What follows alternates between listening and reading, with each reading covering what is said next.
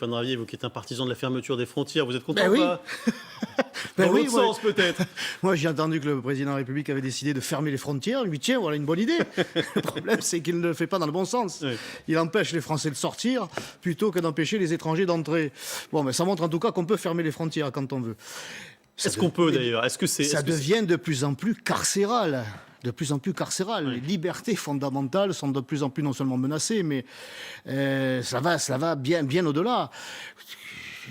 8% des Français qui font du ski. Enfin, tout le monde ne va pas à Davos. Hein. C'est peut-être pour ça qu'il a pensé à la Suisse en particulier, le président, parce qu'il va régulièrement à Davos. Eh bien, là, on touche le fond. Et le président est dans une logique de privation de liberté tout azimut, alors que le pays est déjà largement surincarcéré, les bars, les restaurants, les hôtels. Le pays n'en peut plus. Il a besoin d'air, il a besoin de liberté. Tout ce que trouve comme réponse à faire le président de la République, c'est d'aller encore plus loin dans l'incarcération.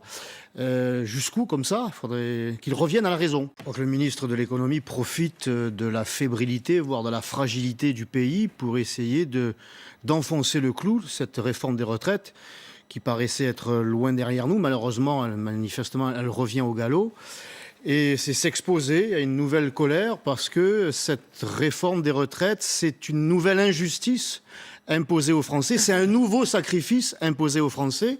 Et les Français le refuseront parce qu'ils ont la certitude qu'il y a d'autres sacrifices ou d'autres réformes à faire pour réformer le pays. Commençons par réformer l'État lui-même. Je rappelle que on parle beaucoup des dépenses publiques, mais il y a la fiscalité. 52% du PIB provient de l'impôt. Alors il faudrait quand même que ce pays se réforme dans son financement. On créera de la richesse à condition que l'État descende de notre dos et qu'il sorte ses mains de nos poches, qu'il cesse de décourager l'entreprise, qu'il cesse de décourager la création de richesses, pour au final avoir cette facilité que d'exiger des Français qu'ils se sacrifient une fois de plus. Il faut parce que de l'argent, il y en a, on peut en trouver. Je rappelle qu'il y a cette fraude fiscale, cette fraude fiscale qui s'élève à 100 milliards d'euros par an, cette fraude sociale à 45 milliards d'euros par an, cette fraude migratoire qui nous coûte des dizaines et des dizaines de milliards d'euros par an. Et sur ça, l'État ne se réforme pas, sur ça, l'État ne se penche pas. Il s'abat sur les Français de façon violente en s'attaquant une fois de plus à cette réforme des retraites. Je viens d'entendre là, à travers cette proposition, ce que j'ai pu émettre moi, sans doute d'autres, depuis le début de cette crise. Écoutez les élus locaux. Regardez la réalité des territoires.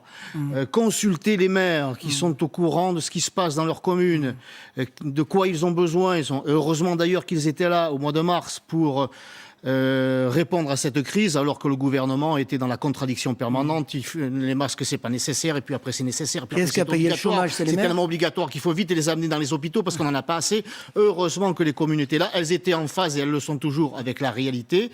Aujourd'hui, on en prend compte, mais toujours pas au niveau du gouvernement. Hein. C'est toujours des décisions parisiennes qui tombent comme ça le lundi, le mardi c'en est une autre, le mercredi elle va être différente. Comment voulez-vous que les Français aient confiance?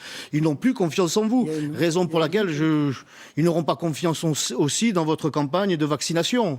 Parce que vous êtes dans la contradiction permanente, dans la vérité du jour, et puis un autre jour. C'est difficile de suivre. Contre la vaccination. Elsa Fossillon. Vous êtes contre la vaccination? Moi, je suis pour la liberté.